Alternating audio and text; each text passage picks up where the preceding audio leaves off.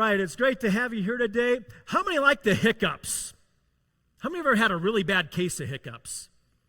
They just won't go away. Now, I hate the hiccups. They're so annoying.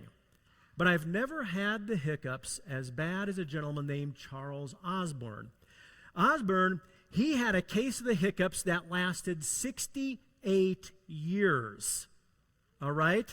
It all started with a farm accident. He was getting ready to slaughter a pig. He hung a 158-pound pig up, getting ready to slaughter it. He slipped and fell, and doctors pinpointed, they said the cause of the hiccups was he had a broken blood vessel in his brain the size of a pin. But that caused him to hiccup 20 times every minute. They figured it out, during his waking hours, they figured it out, he hiccuped 430 million times over the span of 68 years. I hate hiccups. Hiccups are caused from something in your body. It's a stimuli that triggers a hiccup, and what takes place is in your diaphragm, it's activated and your diaphragm spasms, and that's what causes the hiccup and makes that sound and that kind of thing. And this morning, I want to talk about humility hiccups, all right?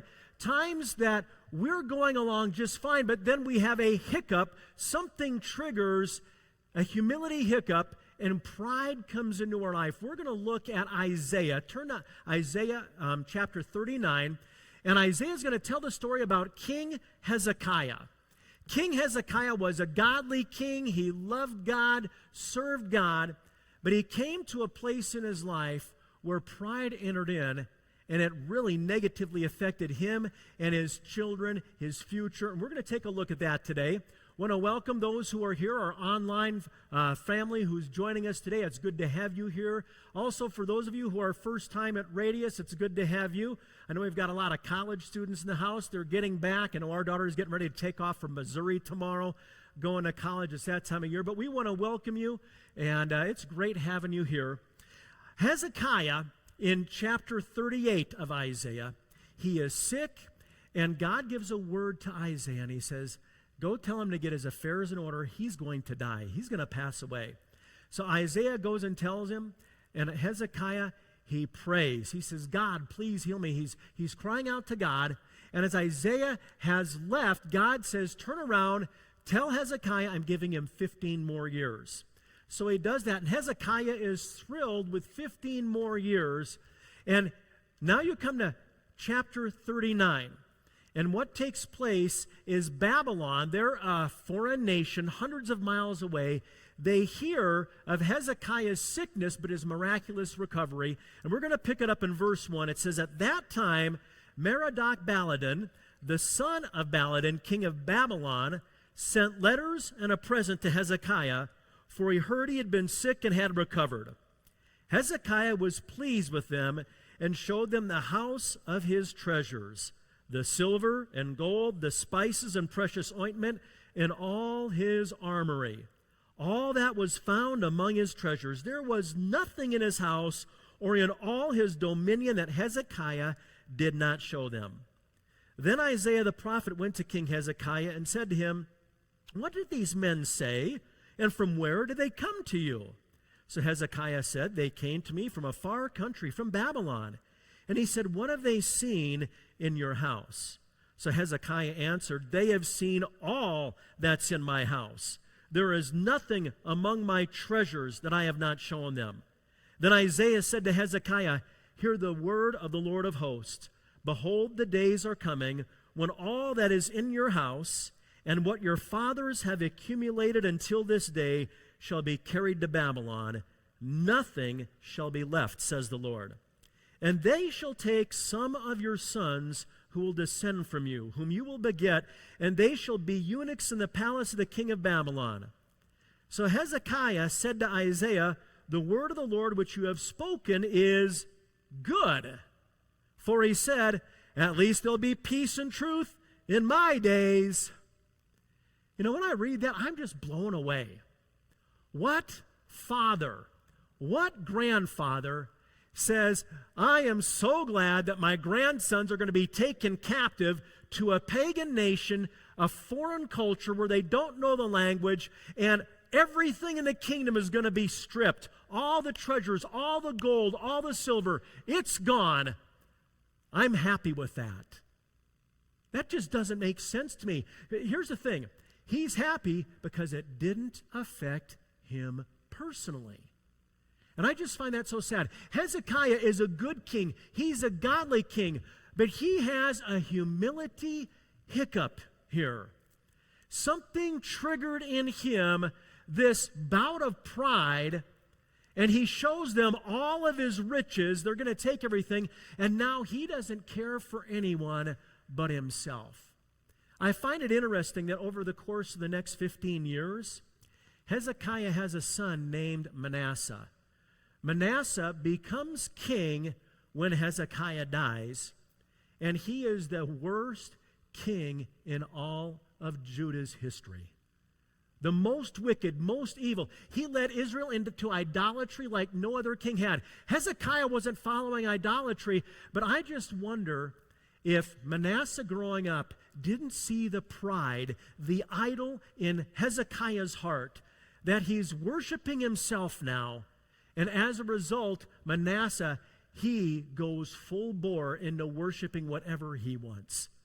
This morning, I want to talk about the humility hiccups, 5 things that can trigger pride in us, all right? 5 things that can trigger pride in us.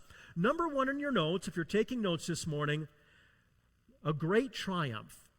When we experience a great triumph, a great victory, sometimes we can slip into pride. That's what happened with Hezekiah here. He's sick. He prays to God, God heal me, and God miraculously heals him from a fatal sickness. And he's like, woo-hoo! I mean, how many of you would be glad if God healed you of a fatal sickness? Not only that, God tells you this sickness is gone 15 years. You've got guaranteed 15 years. Now, I know when you're young, you're not thinking about that. But when you're my age and you're past 55 and they've given you an ARP card, you realize that most of your life is behind you. That if I lived another 55 years, I'm going to be 110. Yeah, that's probably not going to happen. You know, and if you have a near-death experience, you're thrilled with 15 years. Hezekiah's thrilled with 15 years. But instead of making the most of this time, he just begins to focus on himself. There's this pride. And so when Babylon comes, look at all that I have accumulated. All of these treasures, all of these riches. He's boasting. And I've seen sometimes when Christians experience a great victory, maybe it's healing. Maybe it's there's an answer to prayer. Maybe God delivers them from maybe fear. Maybe he delivers them from some kind of bondage and addiction. Sometimes pride can take hold in their life. And it's like, man, look at what God has done for me. And that praise to God subtly shifts over time. And now look at how great I am. Look at the blessings I have. I've seen it in pastors. When God gives them maybe a great success in ministry, they see great growth, or they see a big project come to completion. I've seen pastors slip into pride. When you experience success, it is so easy for pride to come in, because what happens a lot of time when we're in pain, when we are sick, when we need deliverance, when we need God to help us out of suffering, boy, we are on our knees. God, help me. Lord, help me, help me, help me. Jesus, Jesus, help me. And when God lifts the pain, when God lifts the suffering, when he delivers, when he answers, I don't feel that need to press into God like I used to. Our theme for 2024 is pursue his presence. And I tell you, sometimes we're really good at pursuing the presence of God when things are going bad. But then when the problem lifts, it's like, wow, I don't need to seek God like I used to. I don't need to pray like I used to. It's okay if I skip a few days of reading the Word. It's okay if I play hooky from church. It's okay if I'm not as committed and passionate in seeking God as I was, because I don't sense my need anymore. And when you have success, when God gives you a victory, be on the lookout, because that is a prime opportunity for the enemy to come in and plant a seed of pride to trigger something in your life that causes a humility hiccup. So that is the first humility hiccup that we see. Another trigger of a humility hiccup in your notes is a great revelation. Having a great revelation from God. 1 Corinthians chapter 8, verse 1 says, knowledge puffs up. Sometimes I've seen people who have great knowledge about God's word, or God gives them a great revelation about something. They become proud and they're puffed up in what they think. And this abundance of knowledge that they have makes them feel superior to other people. I know more than you. The thing is, knowing a lot about God, about the Word of God, doesn't make you a mature Christian. It might make you a smart Christian, but maturity does not come from your knowledge. Maturity comes from wisdom. Wisdom is knowledge that is applied. If you know a lot up here, but you don't apply it, it doesn't do you any good. And so we need to be people that are humble when God gives us revelation. Many Christians are overeducated beyond their level of obedience. I want to let that sink in. Many of us Christians were overeducated beyond our level of obedience. We know what God says, but I don't really want to do that. I really don't want to follow His ways 100%, just the part I'm comfortable with. We need to be a people that apply the revelation that God gives us. The Apostle Paul had an incredible revelation of heaven, and God says, Paul, so you don't have a humility hiccup, so you don't become proud, I'm going to give you a messenger, a thorn in the flesh that is going to keep you humble. We read about it in 2 Corinthians chapter 12, verse 3. Paul says, and he kind of speaks in third person here. How many ever speak in third person about yourself? Paul does that here. He says, I know such a man, whether in the body or out of the body, I don't know. He says, I don't know if God physically took me to heaven or if it was an out-of-body experience. He goes on to say how he was caught up into paradise and heard the inexpressible words which it is not lawful for a man to utter. Verse 7, and lest I should be exalted above measure by the abundance of the revelations, a thorn in the flesh was given to me, a messenger of Satan to buffet me, lest I be exalted above measure.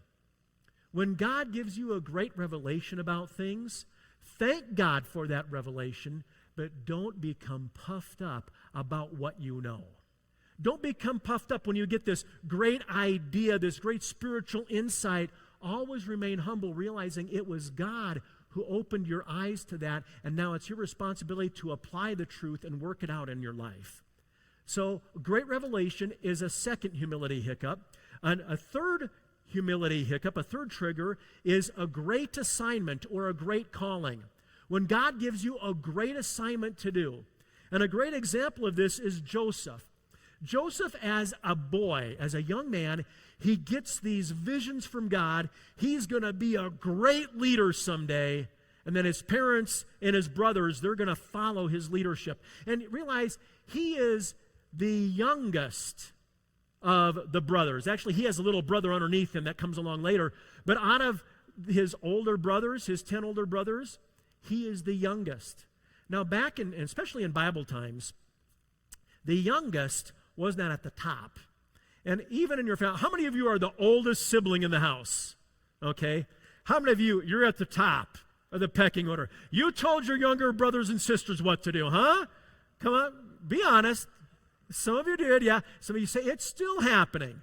The only time it doesn't work is when, like the first brother is 5'6", and then this little brother grows up and he becomes 6'5". Then there's kind of turns the tables. All right? But this is not the case with Joseph.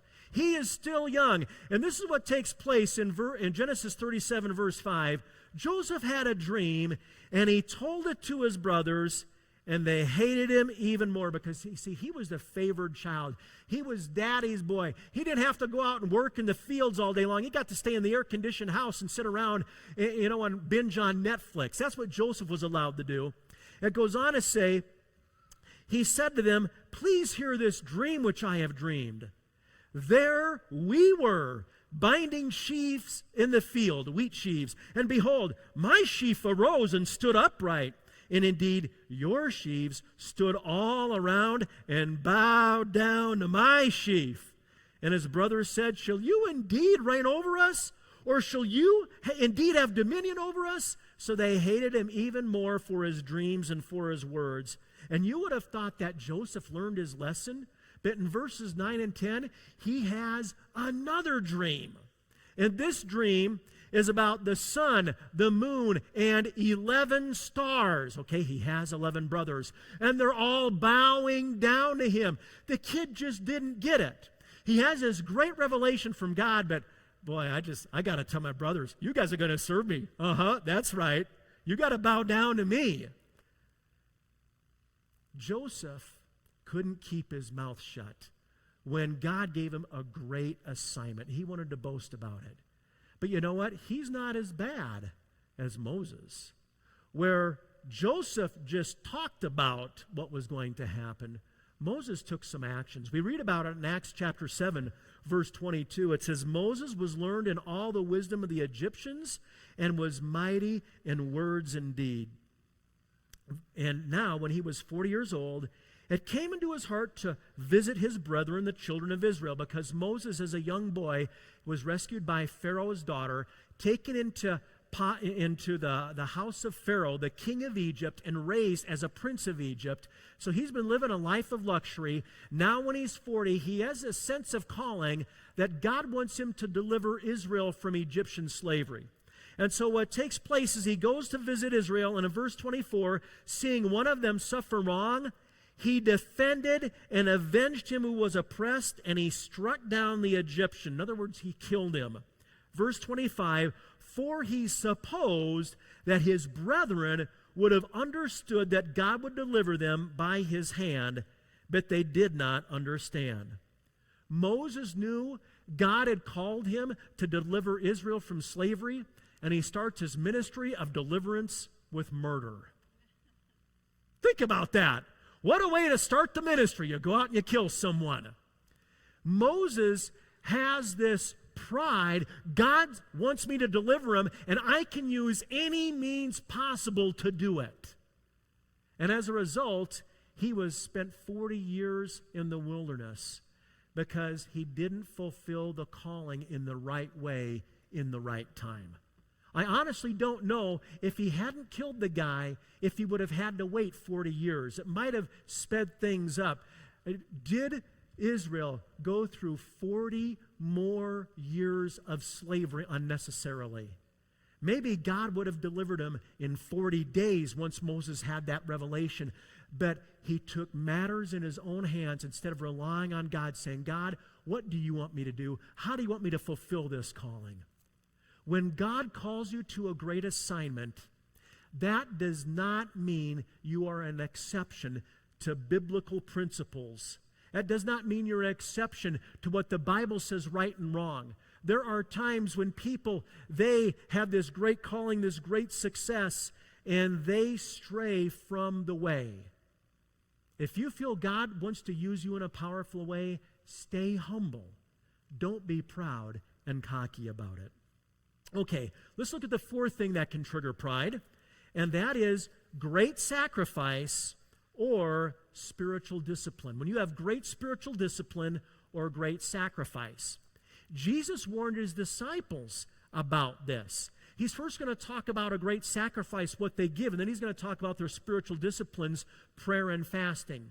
In Matthew chapter 6, verse 1, Jesus said, take heed that you do not do your charitable deeds before men to be seen by them. Otherwise, you have no reward from your Father in heaven. Therefore, when you do a charitable deed, do not sound a trumpet before you as the hypocrites do in the synagogues and the streets, that they may have glory from men. Assuredly, I say to you, they have their reward. But when you do a charitable deed, do not let your left hand know what your right hand is doing, that your charitable deed may be in secret. And your Father who sees in secret will himself reward you openly. And when you pray, you shall not be like the hypocrites, For they love to pray, standing in the synagogues and on the corners of the streets, that they may be seen by men. Assuredly, I say to you, they have their reward. Then Jesus talks about fasting in verse 16. He says, moreover, when you fast, don't be like the hypocrites with a sad countenance, for they disfigure their faces, that they may appear to men that they're fasting. Assuredly, I say to you, they have their reward. But when you fast, anoint your head, wash your face, so you don't appear to be fasting, but to your Father who is in the secret place, and your Father who sees in secret will reward you openly. You know, when we give generously, what God says to do, that breaks greed in our life. But if we give generously and then we boast about it, man, I gave $1,000. I gave, $5,000. When you tell others about what you've done, how generous you are, you lose your heavenly reward. Maybe you've got a great prayer life. Maybe you're very disciplined. You spend time fasting and praying and seeking God, but you go around and says, yeah, I fasted this week, a whole week. I went without food and I sought God. When we boast about our sacrifice or our spiritual discipline, God's not pleased. We need to be people that are humble. And we pursue His presence, but we don't blow a trumpet about how we're pursuing. We don't blow a trumpet about what we're doing. We do those things in secret and private, and we just let God take care of the results. So that is a fourth trigger for a humility hiccup. And then the final trigger for a humility hiccup is great insecurity. Great insecurity. When people feel insecure, man, I've got a lot of flaws, a lot of weaknesses, I don't measure up. That insecurity, they tried to mask that inadequacy with pride. That's what happened to Gideon. Gideon was one of the judges, and the nation of Midian was oppressing them. They were coming in, destroying their harvest, stealing from them. And God calls Gideon to rescue Israel from Midian. Midian. He called him to rescue them. And this is what Gideon says in chapter 6, verse 15. My Lord, how can I save Israel? My clan is the weakest in Manasseh, and I am the least in my father's house. So he's saying, I am the lowest of the low. I'm not worthy to be used of God. But God uses him, and he leads 300 men to defeat an entire nation using trumpets, clay pitchers, and torches. They had no swords, no guns, they had no bombs. They had clay pitchers, torches, and trumpets, and that's how they win the battle. And after the battle, when Midian is routed from Israel, Israel says, Gideon, we want to make you king. We want you to be our leader. He says, no, I don't want to be king. But there's this one thing I do want you to do. He says, I want you to give me the gold earrings that you received. And he collects 41 pounds of gold, all right? You know how much that's worth? How much is gold worth an ounce? $2,000, 41 pounds of gold. And what he does, he makes an ephod. An ephod is like a sleeveless, long vest. A lot of times priests would wear it. And he makes this golden one, and he sets it up in this city as like a monument to himself, for the people to remember, look what Gideon did. This is what he made. This is kind of a monument that stands to Gideon's greatness. And Israel begins to worship it as an idol. We're told in Judges 8:27, Gideon made it into an ephod. He set it up in his city, Ophrah, and all of Israel played the harlot with it there, and it became a snare to Gideon in his house. He wanted to be remembered. He wanted to be seen as great because he had low self-esteem. He felt inadequate. And that inadequacy caused a humility hiccup. I want to just pause for a moment and ask you, as you look at these 5 triggers to causing pride, to causing a humility hiccup, do you see any that you're susceptible to in your life? Have you had a great victory or a great revelation? Do you have a great calling from God, a great sense of assignment of what He wants you to do? Do you have great spiritual discipline? Or maybe you're very generous or with your time or your treasure. Or do you have great insecurity? You don't feel you amount to much. That could God really use me? If any of those things, if the Holy Spirit's saying, beware of a humility hiccup, take note of it. Take note of it. So the question is, how do we obtain humility? I'm going to give you a humility hack, all right? A hack is kind of a shortcut to make something efficient. I'm going to give you a simple step that will help you and I to focus on humility in our lives. In your notes this morning, keep your eyes on the grace of God, that we are nothing without Christ. If we realize that everything we have, everything we are, is a gift from God, that we would be nothing without that it's by God's grace, that's how we stay humble. You see, I am nothing without Jesus. Now, the Bible says we are fearfully and wonderfully made. We are His masterpieces. We're adopted sons and daughters. We are kings and priests. So yes, we are esteemed and greatly valued by God, but realize it's all because of what God has done for us. In your notes this morning, the only thing that I possess of myself is my sin. The only thing that I can really say, this is mine, this is what I have achieved, is my sin. I want you to think about it. Your eyes, your ears, your ability to speak, to think. Some of you have physical beauty, you're good looking, or you've got big muscles, you're athletically strong. All of your physical traits are a gift from God. Your ability to walk is a gift from God. Your ability, when you work out, for those muscles, instead of to atrophy, to be able to build and become strong and bulging, all of those things are a gift from God. God could make it that your body wouldn't work and that you would be paralyzed, that maybe you'd have muscular dystrophy and your muscles atrophy and you're getting weaker and weaker and there's nothing you can do. Everything you have in life physically is a gift from God. All of your natural talent and spiritual gifts, those are gifts from God. Some of you have decorating ability.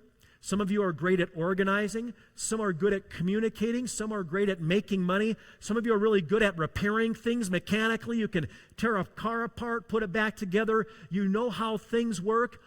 All of those abilities you have, God's given you the ability to see things, to have the knowledge, to acquire the knowledge, to know how it works, to make it work. All of our gifts and talents, they are from God.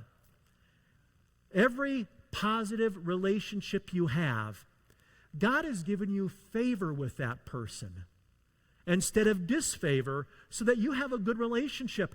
I can't point to anything in my life that I have achieved myself. Everything is a gift from God. And when I realize that, wow, everything I have is a gift from God, I have no reason to boast. I have no reason to be proud. God, thank you for blessing me. Everything I am, everything I possess, and the life that I lead now, it's a gift from you, and God, I thank you for that. Nebuchadnezzar was a guy who thought, I've done it all myself. He stood on the balcony in Daniel chapter 4. He stands on the balcony of his palace, overlooks his kingdom, and says, look at this great Babylon. Look what I have done. And God has him lose his mind. He becomes like a wild animal crawling on all fours. He eats grass out in the wilderness like a wild ox. He goes from king to a cow. That's what takes place. God took everything away from him. Nebuchadnezzar realized at the end of a year, everything I have is a gift from God. Everything I have accomplished is by the grace of God. I am nothing without him. The Apostle Paul, he came to that realization in his own life. In your notes, there's a definition of humility, and I want to give it to you this morning. Humility means we are wholly dependent on God, and that without Him, we wouldn't be who we are, we wouldn't have what we have, or lead the life we live. Humility means I'm wholly, completely, totally dependent upon God for everything. Paul, in your notes, we're going to see a progression of his increasing humility.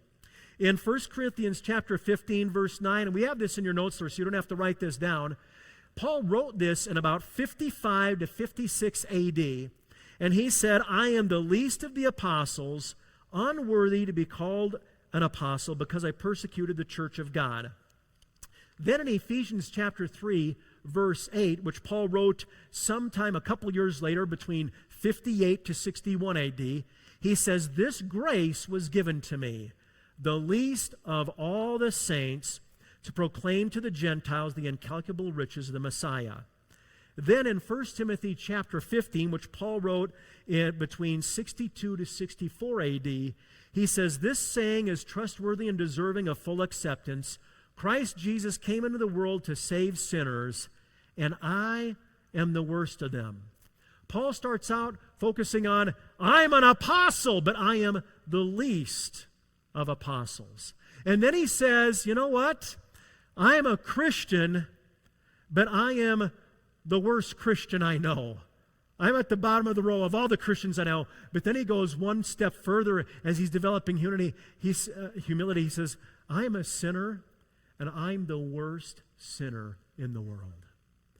You see, what was happening is Paul got a greater glimpse of God's holiness. He also got a greater glimpse of his sinfulness. It's kind of like if your face is dirty, you go out and you go motorbiking, or you go out in a quad and you go through the mud and you get all dirty, and you come in and you look in the mirror and you just have like a little Christmas bulb on. You say, well, I'm not that bad. I look okay. But then you turn on a regular light bulb, maybe a 45-watt light bulb, and you say, oh, there's a little bit of dirt there. But then when you turn on a huge light that has like 6, 7 lights to it, then you see how dirty, how filthy you really are. The closer I come to Christ and His light and I see His holiness, the more I see how sinful I am. And that's what was happening with Paul. And what's interesting is Paul wrote the book of Philippians between that period of Ephesians and 1 Timothy. He wrote the book of Philippians in about 61 AD, and this is what he said in chapter 2, verses 3 and 4. He's going to give us 3 gauges that we can use to kind of evaluate our humility. Just like you've got gauges in the car, you look at the gas gauge. Yeah, I'm full of gas or I'm empty of gas. The temperature gauge tells you where you're at. These gauges, these 3 things tell us how much humility is developing in our life. And interestingly enough, these 3 things are 3 traits that Jesus possessed himself. Paul says in chapter 2, verse 3, do nothing out of selfish ambition or vain conceit. Rather, in humility, value others above yourselves, not looking to your own interests, but each of you to the interests of others.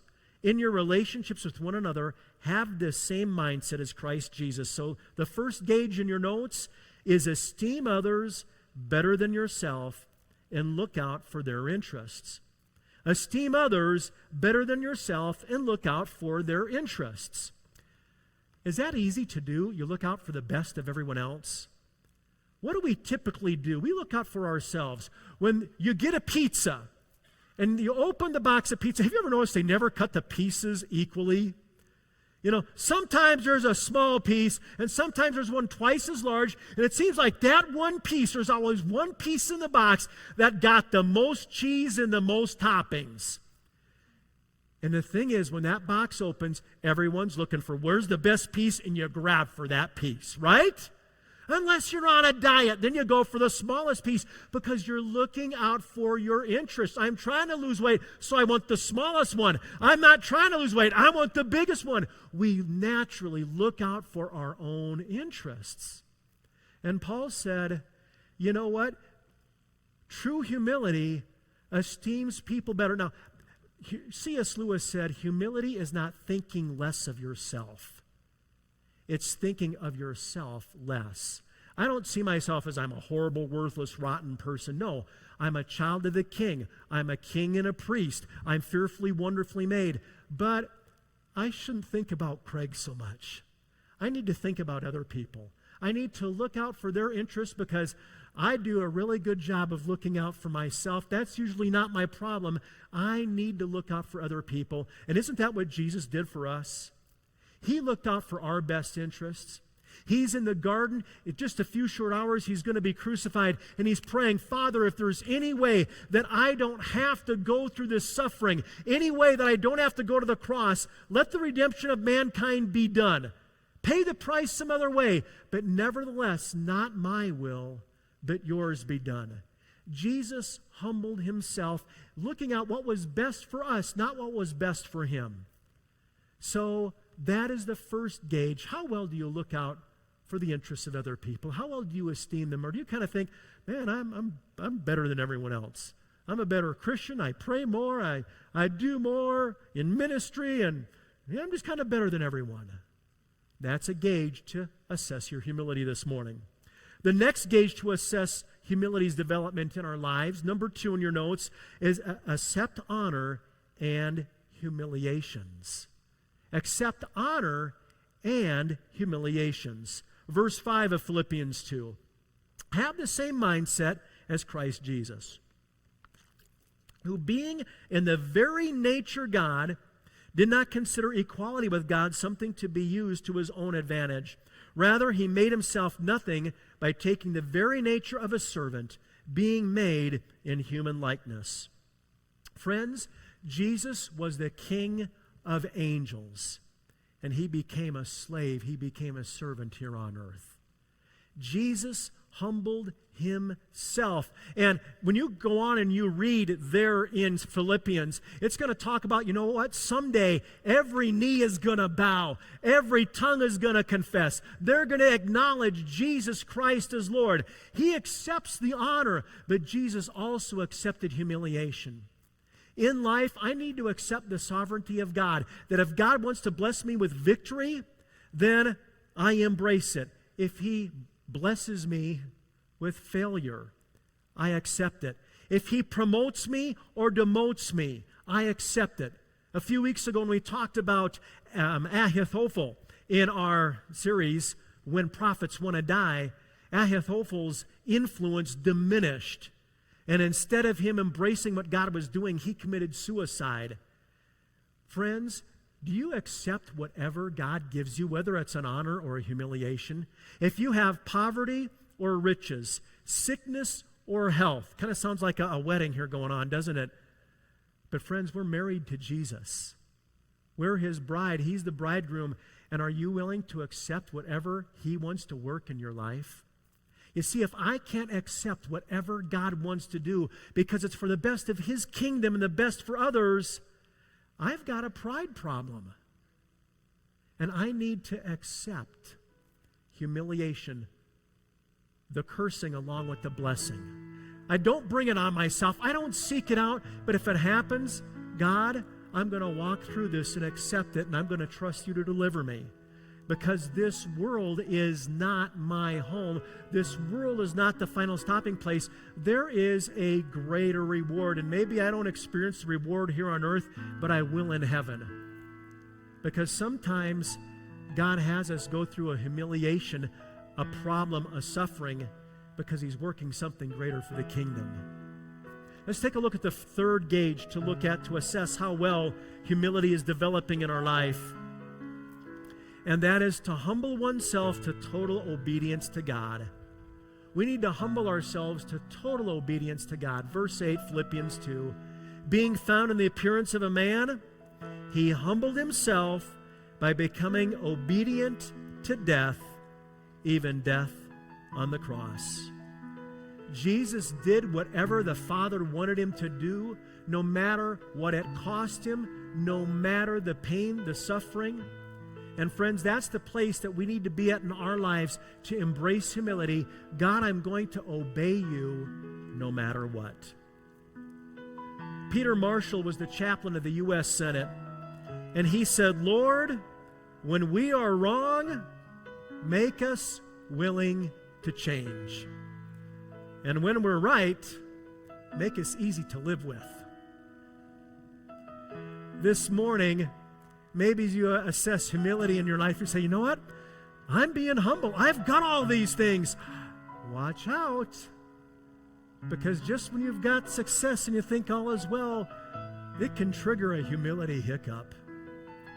Or maybe some of you would say, you know, God's pointed out something in my life that I need to develop humility in.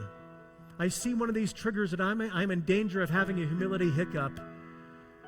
And I need to be willing to change. God, I really don't want to change. I like what I'm doing. But you'd say, God, I'm willing for you to change me. Let's pray this morning. Lord Jesus, we humble ourselves before you. We just pause in this moment. We recognize your greatness, how awesome you are. You are the God Almighty, but you humbled yourself to know frailty, weakness, weariness, and exhaustion. You're the omnipresent one in every place, but you took on a human body that was limited and confined. You are all-knowing, but you said, I'm setting aside, I'm emptying myself of that, and I'll grow in wisdom. I will learn knowledge. I'll be dependent on the Holy Spirit to have revelation from God. I pray that we will embrace your example, that we will embrace humility. This morning, what has the Holy Spirit been speaking to you about humility in your life? Maybe you see one of these triggers of a humility hiccup. You've had great success, a great victory, a big answer to prayer, and you realize, man, I've kind of stopped pursuing the presence of God as much as when I had this pain, this problem in my life, and you realize you need to start pressing in more. Some of you today, you'd say, I need to have humility with the great revelations, the understanding God's given me about Scripture. I can't become puffed up about my knowledge. Others of you, maybe you've got this sense of calling, this sense of assignment. God wants to do something great, but you're realizing you're getting puffed up as you think about that. You think you're maybe superior, better to others. Maybe some of you, you've got this great discipline or this great generosity, great sacrifice of time and ministry, and God's speaking to you about being humble and not boasting and bragging about it. Or maybe you've got inadequacy and you struggle with it. Friends, God loves you so much. There's nothing you can do more that makes him love you and value you more. You don't have to perform. You don't have to accumulate or accomplish things for God to see you as being great and awesome. Everything you've been given is a gift from God.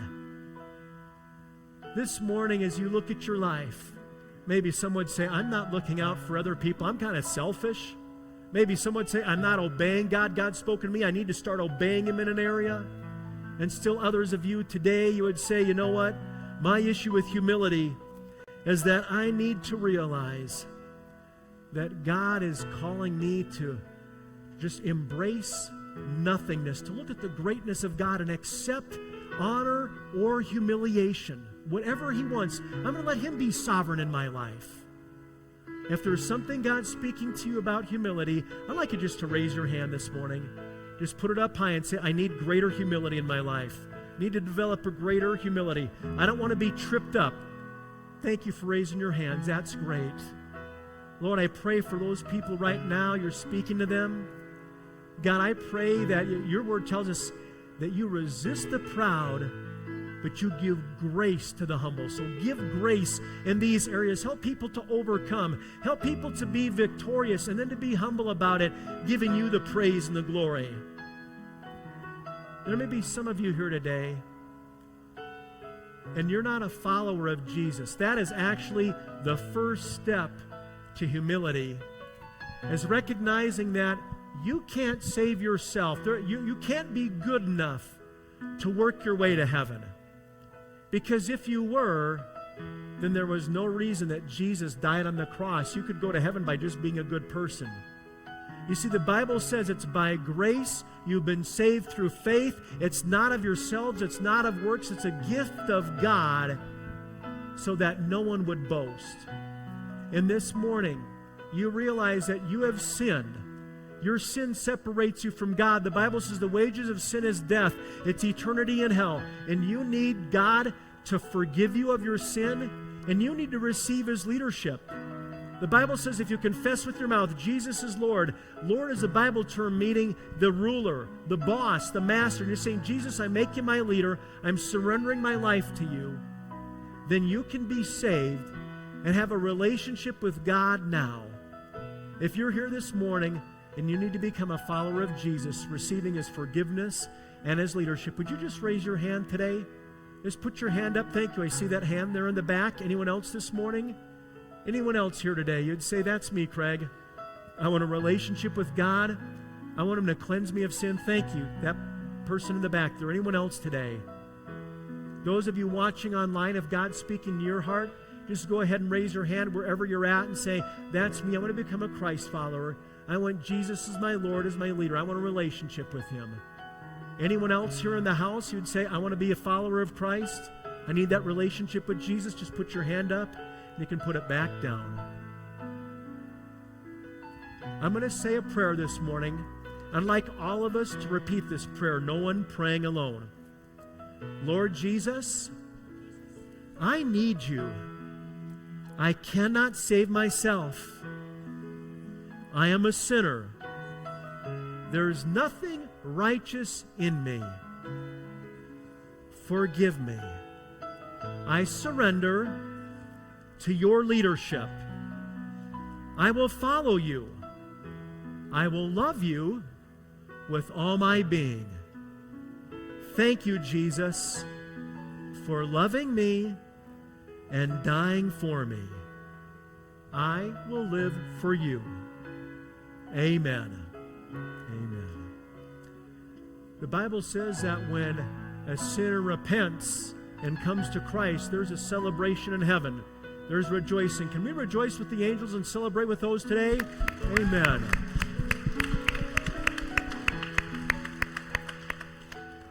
For those of you who received Christ today, I encourage you, there's a card in front of you. On that welcome card, halfway down, there's a box that says, I received Christ. Check that box, fill it out, and then you can take it to the welcome table. We've got a book that is going to help you grow in your relationship with Jesus. I also encourage you to sign up for Growth Track. It's that class on Sunday mornings, 9 o'clock, the first 4 Sundays in September. And we're going to give you the basics on how to grow and develop that relationship with Christ. This morning, we're going to stand. I want you to stand. We're going to sing a song about the greatness of God.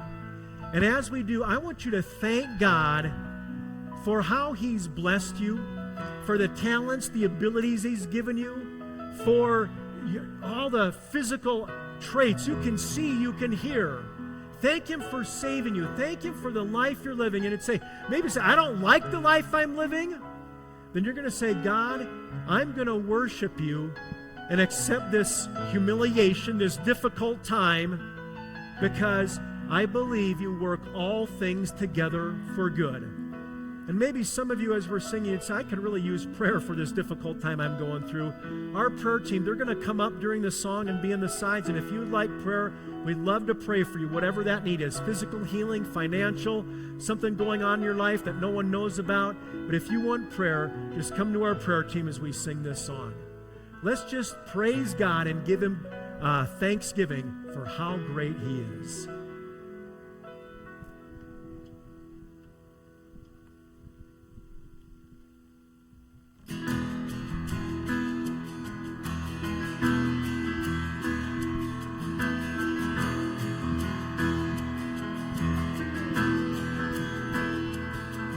The splendor of the King, clothed in majesty, let all the earth rejoice, let all the earth rejoice. He wraps Himself in light, and darkness tries to hide. and tremble at his voice, and trembles at his voice. How great is our God? Sing with me, how great is our God, and oh, we'll see how great is our God.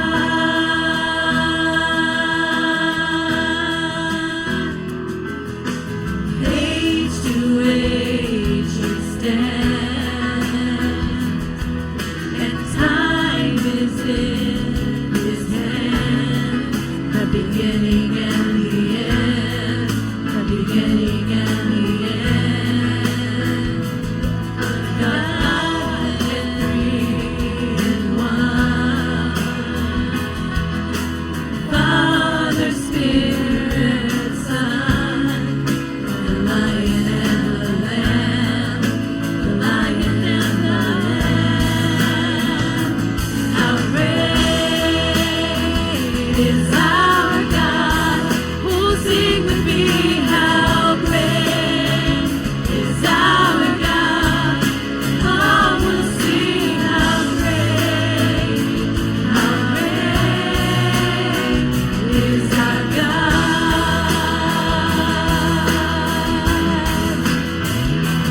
He's the name above all names, worthy of our praise. My heart will sing how great is our God.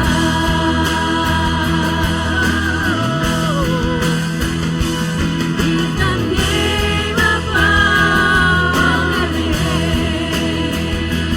Oh, he's worthy of our praise. My heart will sing how great is our God.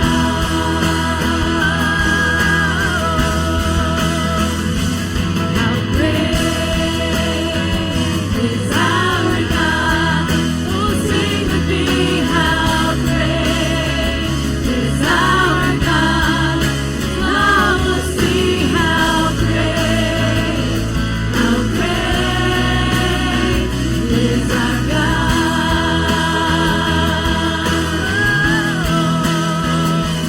How great is our God? Oh, sing with me, how great is our God? Oh, we'll see how great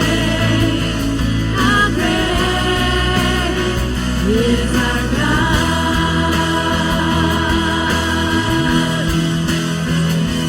How great is our God? Sing with me, how great is our God? And oh, we'll see how great is our God. Father God, you are great. We thank you for your grace this morning. Jesus, you left heaven. You gave up perfection. You took the form of a servant. You set aside all your power, your knowledge, and became a man so that you could die for our sins. Thank you for blessing us with salvation. Thank you, God, for our lives, our talents, our abilities. Thank you, Jesus, for everything you've done for us. Help us to live with an appreciation, an acceptance of you, realizing we are nothing without you. God, use us to love others, looking out for their interests so they can come to know you also. God, be with us now as we go to walk in humility and in grace. In Jesus' name, amen.